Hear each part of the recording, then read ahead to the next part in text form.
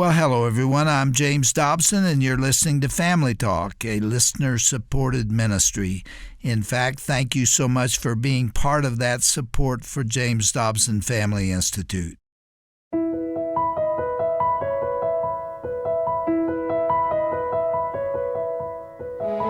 Welcome to Family Talk, the broadcast division of the Dr. James Dobson Family Institute. I'm Roger Marsh, and on today's classic program, Dr. Tim Clinton joins Dr. James Dobson in studio to talk about the extra effort kid. You know, that child that can be a challenge to get along with and needs lots of extra encouragement and love.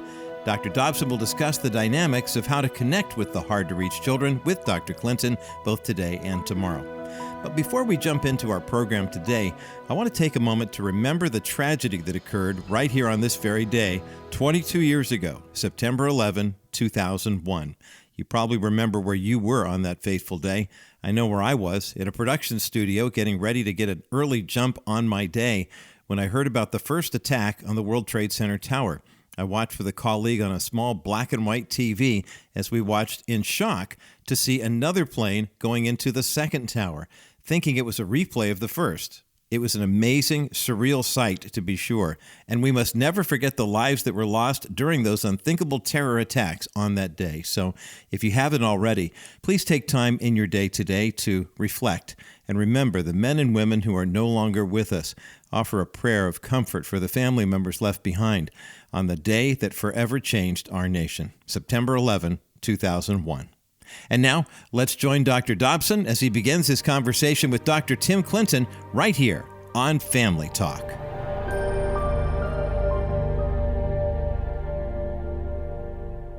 Tim, I'm so glad that you have come to Colorado Springs to be with us today. I've been anticipating your visit for a long time because you and I have so much in common. And many of the things that we believe together represent concerns for the family. And generally speaking, we want to wade into some of them today. But thank you for being here. Well, I love Colorado. I can tell you that. This is a beautiful place. You're a fisherman, aren't you? I love getting up in those mountains. There's nothing like it. And Pikes Peak, what a view. You're the president of the American Association of Christian Counselors, located right near Liberty University, in fact, in Lynchburg, Virginia.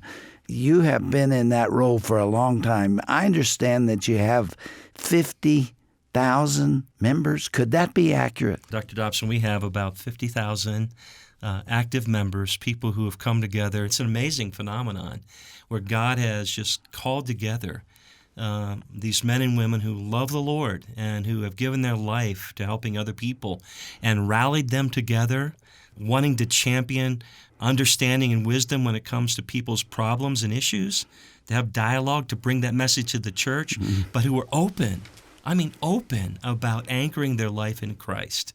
They're unashamed about saying that spiritually we have got to root ourselves in Him. There is no hope apart from Him. And you bring a large number of those counselors together every year in Nashville. We go to the Opryland Hotel and host a world conference there that's just... And you take over that place. That's one of the largest hotels in the world, isn't it? I think we've sold it out something like 5, 6, 7... We're going on our 7th time in a row. Nearly 7,000 counselors and pastors, all 50 states, 44 countries, come together to have that conversation about, hey, what's happening in the lives of people and how does God fit into the equation? Dr. Dobson, it's fun. Well, you invited me there to speak and gave me an award not too long ago. There were 7,000 people there that day. And it was such a pleasure to be with them. That was a joyous moment for me, Dr. Dobson, having the privilege of bringing you out. Those 7,000 people who were seated in that audience, I know they showed their deep love and appreciation for the influence you've had in their life. And so it's a joy to be here to talk about life and the issues that we face and celebrate God. Well, you've become a brother to me. Let me read some of your other credentials because they're relevant to what we're going to talk about today. You're the executive director of the Center for Counselor Education and Family Studies at Liberty University. You oversee the James C. Dobson Center for Child Development, Marriage, and Family. and you're a full professor at Liberty. You're married to Julie. How long have you been married? 36 years, Dr. Dobson, today. That's long enough to know, isn't it? You live by what you preach. She's the boss. I know that. And you have 2 children, one son, one daughter. Your daughter named Megan. She's married to Ben. And you have a son who is a superstar pitcher for the Liberty baseball team. You've been in California, in fact, watching him play, haven't you? I have been. We've been enjoying ourselves, and he's been playing summer ball in the Southern California Collegiate Baseball League. Yeah. And it's been what an amazing summer. Well, there must be 500 topics that we could talk about here because we've walked the same path and our training is similar. Let's discuss something that we thought might be a good place to start, having to do, and this was at your suggestion, having to do with the hard to get along with kid. You know, some children are just difficult to manage. Describe that child from your perspective. Years ago, Dr. Gary Sipsey, a colleague of mine, and I worked on a book called Loving Your Child Too Much. Of course, you can't love your child too much, but there was this element of people feeling like they need to overcompensate with their children and more. But a part of that book was a chapter we wrote on extra effort kids.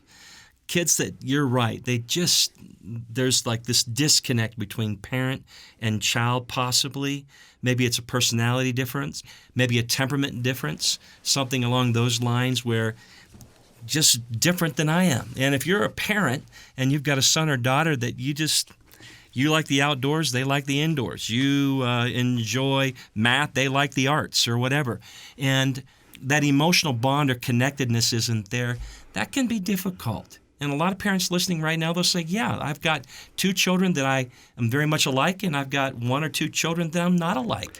And they're all of equal worth. And I want to say, having lived a little longer than you have, that the difficult child might turn out to be the superstar when they're grown. You know, the very contentious, strong-willed child often really comes into line. I want to encourage the parents who are looking at that youngster and saying, my goodness, he's challenging me.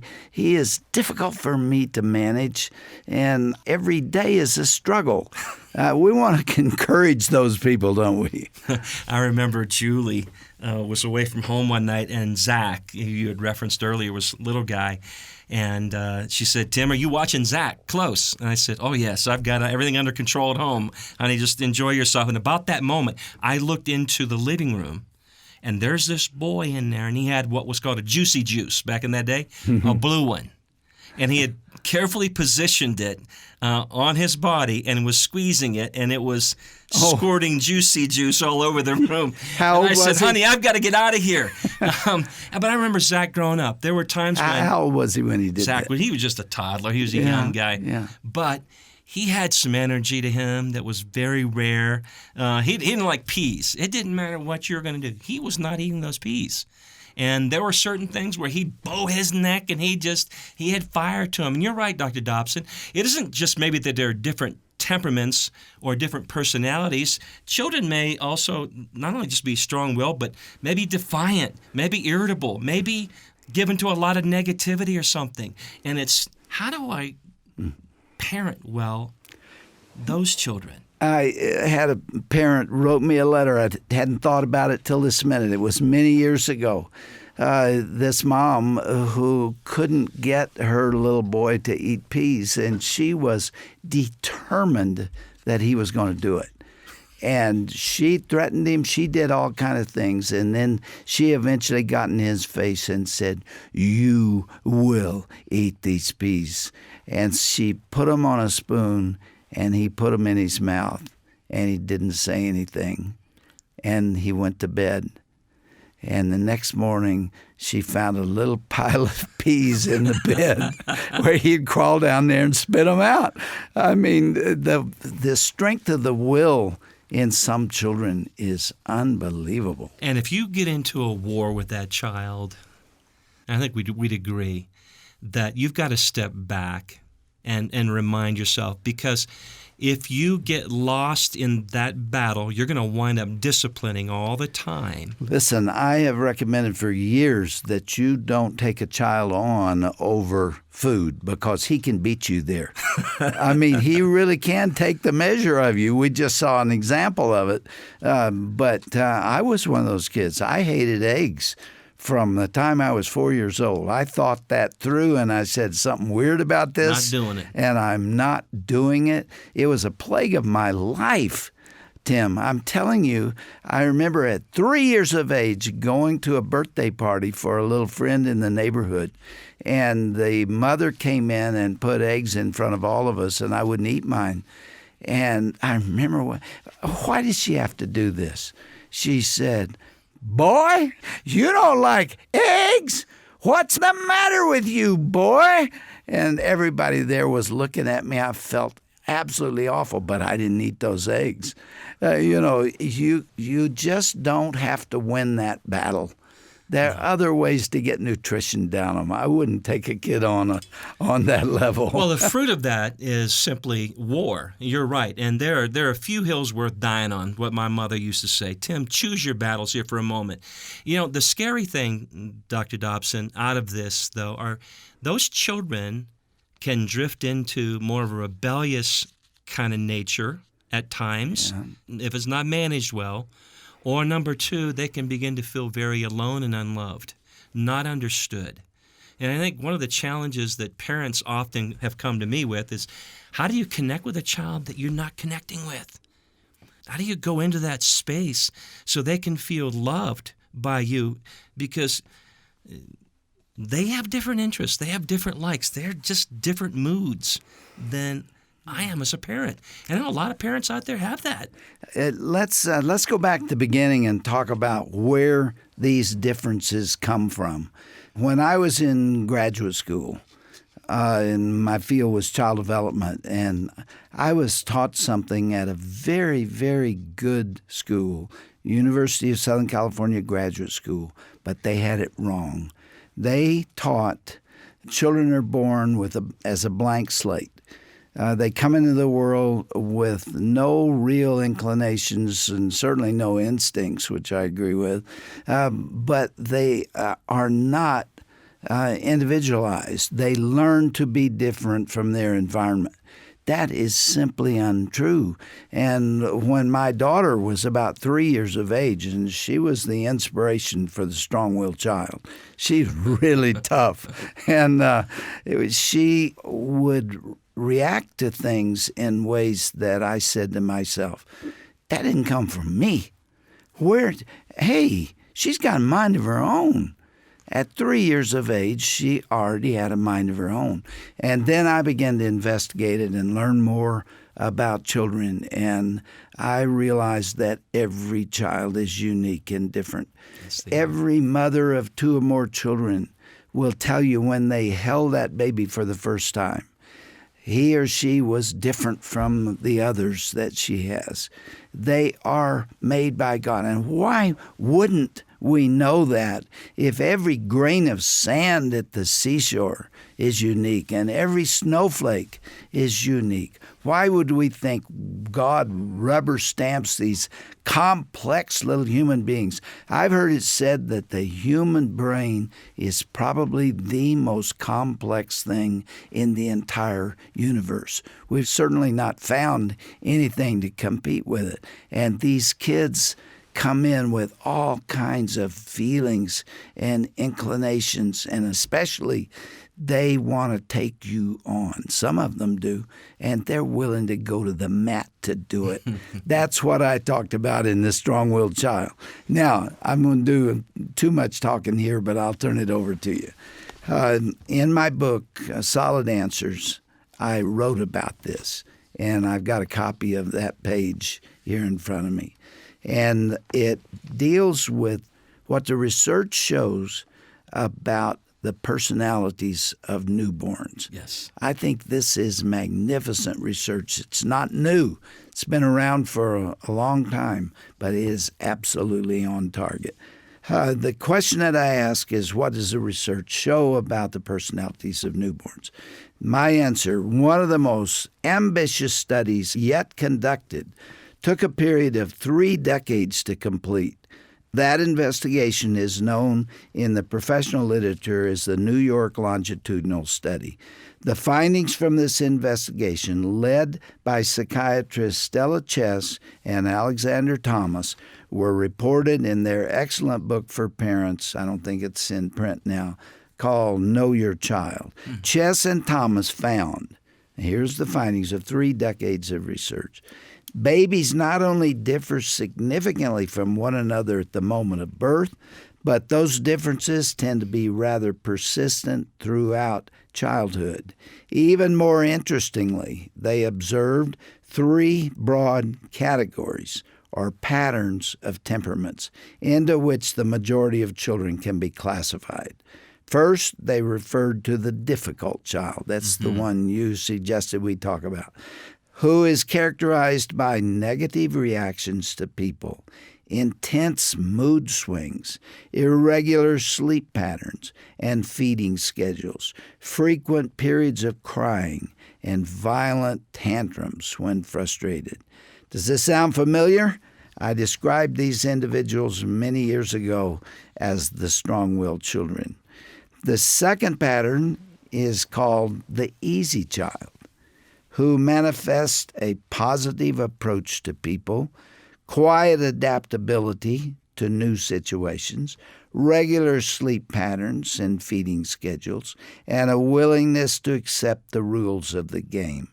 The authors concluded, quote, such a youngster is usually a joy to his parents, pediatrician, and teachers. Amen.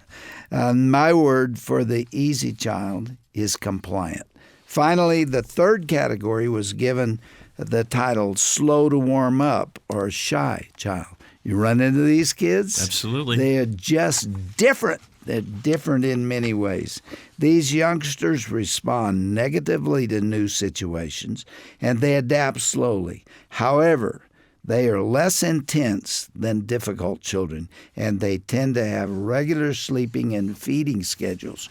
When they're upset or frustrated, they typically withdraw from the situation. They don't fight over it and react mildly rather than explode with anger and rebellion.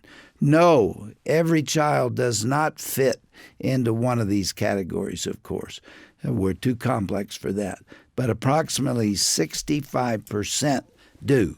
Doctors Chess and Thomas also emphasize that babies are fully human at birth, being able immediately to relate to their parents and learn from their environments. I doubt if that news is going to come as a surprise to most mothers who never believed the blank slate theory anyway. That was my reply. You know, Dr. Dobson, that research is still strong. It's still taught because it's true. The nature-nurture debate is profound. Every parent listening right now knows you don't love your kids, for example, the same way. Why? Because they're different. Yeah. They love and receive and give love differently. At the same time, a tenderness back toward these children is what it's going to take if you want to connect and make sure they feel loved. See, part of the challenge here is how do I connect with a child that's different than me? What if I'm struggling and I just don't enjoy his or her presence, or I don't like their behavior and we can't get it under control? That's where some new research, Doctor, has come into play, and it talks about relationship development. So you've got this kind of temperament perspective where these kids are hardwired, they're unique. And also the nurture side of being in relationship with, say, a mom who's exhausted, who doesn't have a lot to give, and the child begins to perceive that mom isn't necessarily accessible, or dad isn't accessible, or available, or willing to love me in these moments when I'm under high stress. Everybody looks pretty normal until we hit times of stress, even adults. Everyone tends to look very normal, but then you see their true relationship style when stress or duress comes into their life. So these children, bring them. Let's dial it back. You've got this temperament mix, and now you have this relationship style mix that's going on. And if I don't know how to do relationships well as an adult, say I had some brokenness in my own life and I'm not connecting or bonding well, that's going to be felt into the life of my child. Of course. And you can see those patterns flow systemically. Families tend to reproduce themselves. We say it this way: you're just like your father, or you're just like your mother. Well, the truth is we often take on those principles too. And so it's quite a, if you will, cocktail of things coming together that now I've got to make sure, here's my goal. I just want my children to know I love them. Now, here's one aspect of this that isn't often mentioned. This is tailor-made for conflict between siblings. You've got one of them who's goody two-shoes, and he never gets in trouble. He always does everything right. He wants to please. That's what's different about him. This youngster, the easy child, really needs your love and attention, and he plays by the rules. And he looks over here, and here is this tough-as-nails kid who is always getting yelled at. If the parent believes in spanking, he gets lots of them. And the strong-willed child resents goody two-shoes like crazy because they think the parents love him more. And why is he always getting in trouble? He doesn't realize that it's his own approach to life that's getting him in trouble. And they grow up sometimes almost hating each other. Have you seen that? Huh. Have you seen that? And Dr. Dobson, what it does is it creates quite a challenge for families. I was thinking just about fathering for a moment. Virtually every dad I've ever talked to, if you ask him, how are you doing as a father? You know what he'll say to you? If you're alone with him privately, he'll say, I think about it every day. And he worries about connecting Tim, with each child. That will be our topic for next time. Okay. We're out of time, and I would love to discuss this with you. There's so much more here because we really need to offer some advice to parents about how you reach that tough kid, that hard-to-raise kid. What'd you call him? Extra effort kid. Everything he does seems to irritate you for a period of time. I just want to offer this word of advice. I said it a minute ago. Let me say it again. That kid that's causing you so much grief may be and probably will be your best friend when he gets older. It certainly happened in my family. Danae, who was so difficult, especially as a toddler and sometimes during the adolescent years, is the sweetest lady you're ever going to meet. And it just gives encouragement and hope to the mother who sits in a chair and says, I don't know if I can do this. Yes, you can. You will. You must. You will be rewarded for it many times over. They'll rise up and call you blessed. Our time is gone. Thanks, Tim, for being with us today. Man, we're going to have some fun together, aren't we? We're going to have some fun together. All right.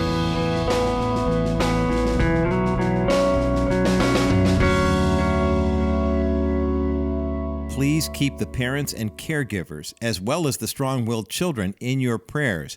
They truly need your support and encouragement, actually from all of us. I'm Roger Marsh, and that was just part one of a conversation with longtime friends Dr. James Dobson and Dr. Tim Clinton here on Family Talk. Perhaps you or someone you know is dealing with a situation that is similar to what you've heard here on the broadcast today. Our hope is that you find renewed strength to continue being a loving, God-led parent or caregiver who can provide love, encouragement, and guidance to a child who needs that extra effort. And be sure to join us again tomorrow for the conclusion of this dynamic and uplifting discussion. As Dr. Dobson has been fond of saying, parenting isn't for cowards. And as I know from personal experience, it certainly is not. I'm reminded of the words of the Apostle Paul in 2 Timothy chapter 1, verse 7, when he wrote, For God has not given us a spirit of fear, but a spirit of power and of love and of a sound mind. Parenting sure can be challenging, that's for sure, especially if your son or daughter is strong-willed and defiant. And if you have one or more of these independent youngsters or adolescents in your home, please be assured that there is hope for you and your whole family. Here at the Dr. James Dobson Family Institute, we want to walk alongside parents of kids like these, especially during these important developmental years. And as an additional resource to the program you just heard, we encourage you to consider signing up for the new and free 10-day email series based on Dr. Dobson's best-selling book called The New Strong-Willed Child. This email series is just for you to encourage and equip you to wisely lead your kids even through the toughest of trials. Now to sign up, just visit drjamesdobson.org/strong-willed child. Again, that's drjamesdobson.org/the word strong, the word willed, and the word child. I'm Roger Marsh. Thanks so much for listening to Family Talk, the voice you trust for the family you love. Be sure to join us again next time right here for another edition of Dr. James Dobson's Family Talk.